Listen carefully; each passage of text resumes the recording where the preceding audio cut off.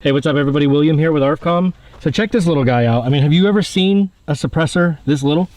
It's pretty amazing. This is the SOS 22 from Rebel Silencers.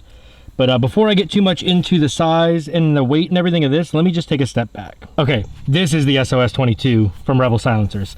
6 inches long, and it is a modular design. So these cans, most all these cans from Rebel don't have a tube. Let me screw two of these apart and you guys can get a better idea of what I'm talking about. So see, each piece is the tube and the baffle sort of together. And so because it's modular like that, all I did was just take the end cap off, which is its own little piece right here. See that? And I just took the end cap off and screwed it onto the first baffle stack, which it's only going to make it louder. So it's you know, formed and configured or whatever in the maximum length, which is, like I said, 6 inches. And I've shot it in this, I've shot another one of these in this configuration, and it's pretty quiet. It's, I mean, just as good as pretty much any other little 22 can. But I am very interested to see if you shorten it up, what does it sound like? And I'm sure you guys are well aware, microphones are a little limited in this capacity to give you a true representation of what it sounds like. So you're gonna have to rely on me to explain it a little bit. I know, terrifying. So I'm gonna take this back down to the short length, load up some rounds in this M&P Compact 22, and then we have the M&P 1522 over there as well, which I imagine it's gonna be even better on that since the rifle should be quieter to begin with. So like I said, let me go ahead and load this bad boy up and we'll take some shots with it. All right, so if you've ever shot a 22 pistol without ears on before, you probably regretted it because these little suckers are actually pretty loud. So we got 10 rounds here of standard velocity, just regular 40 grain, whatever. And you can see no ears. Before I get going anymore, I do have 2 mics, and I got 2 cameras and 2 microphones running. The one that I'm looking at, the mic will auto adjust. So, you know, it's gonna sound like it has like real bad first round pop, and then, you know, it'll probably get quieter after that. However, this lapel mic is to a different camera that's not supposed to auto adjust, hopefully. So I might use both, or one of the other audio will play that by ear. Hey, how about that? All right, let's take a couple shots here, see what this thing sounds like.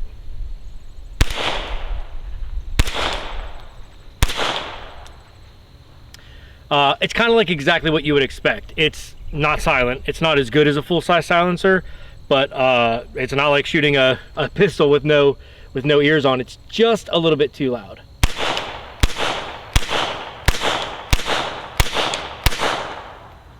Yeah, it's like just on the verge. I think what I'm actually going to do next is just put two of the baffle stacks together.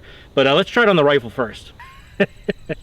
That looks awesome, right? Okay, 10 rounds. These are subsonic because it's a rifle.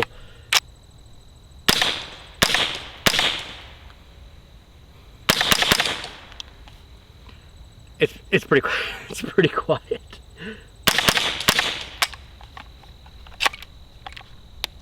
.22s. So pretty good. Pretty good. I mean, especially for having essentially something the size of a muzzle device.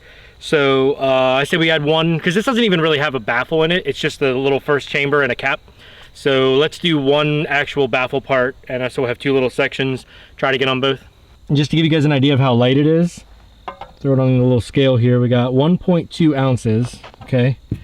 And for comparison, a birdcage A2 flash hider is 2.2 ounces.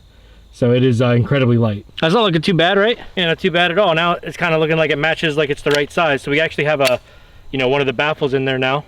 So one more time. Oh, money. That's really good. Wow.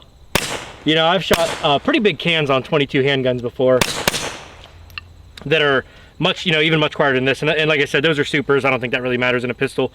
But for the size, that is just really perfect. That's really super cool. I didn't think it would be that good. I expected it with one that it would be like still kind of loud or whatever, but this is like just about as good as a full-size can. That's pretty cool.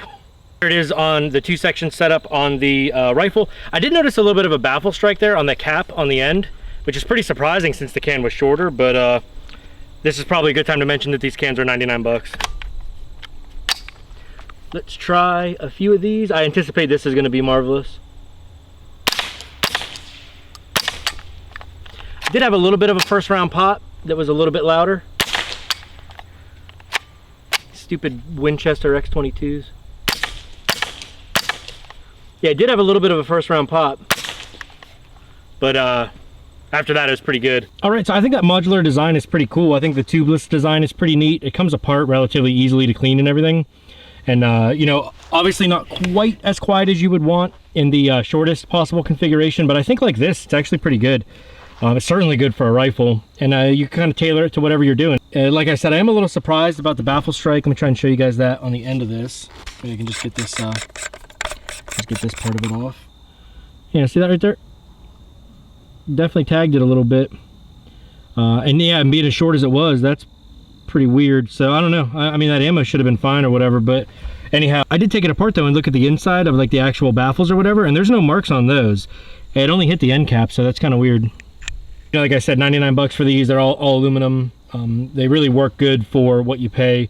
I do really hope, I want to get into off topic here on a HPA to share act discussion, but I do hope something like that goes through sooner than later, because it's going to make stuff like this, you know, make a lot more sense. It's pretty hard, even though it's a $99 can. You know, if you could walk into a store and pay $99 and leave with it, I don't think they'd ever be able to keep these in stock, you know, not for years. But doing all the paperwork and the $200 tax and everything, it does suck. So, but I'll still throw a link in the description anyway. And this whole like Rebel Silencers new thing, I'm pretty sure they have something on their website about putting this together like in order when you first shoot it. Like you put the base on and you shoot the gun a couple times, and then you put each piece on and you shoot the gun again. At least that's what they used to say. So if that's the case, that could be why I hit the baffle. I'm not really sure what that does, if it's supposed to clear like any burrs out of the middle or something like that. But if you guys have any other questions about the can or the guns or anything, go ahead and drop a comment. And this is William signing off from ARFCOM.